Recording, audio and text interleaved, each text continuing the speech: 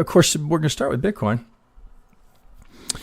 In this kind of volatility, you've seen me do this many times before. You get a little bit of uncertainty. Always a good idea to pull out to a higher time frame.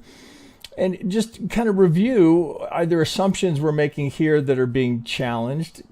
Perhaps, or, how can we evaluate where we are in terms of probabilities of where we go next? Well, okay, I've got a weekly chart up here. I'm on Coinbase. There's a few, let's see, we go back to 2015 here. There certainly are some assumptions we're making here. If you maintain the bull case right here, that if this is a 1, this is a 2, we're going to a 3 here. Granted, I'm in log scale. I know that's pure bull porn. I understand that, right? But let's see if it makes sense. I think we're beyond the point to where we have to dispute whether or not we have an impulse here, right? That's much of what we're going to look at today is, the question, right, that often comes up here. I get a lot of comments from people that aren't fans of Elliott Wave as to whether or not it's valid, whether or not it's still effective as a technician.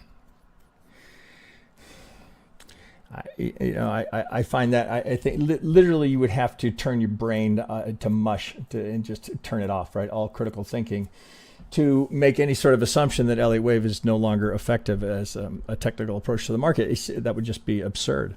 Here we're looking at, so we'll go back here, right? Pretty clearly that's a 5. There's some complexity here, but 5, 3, 5.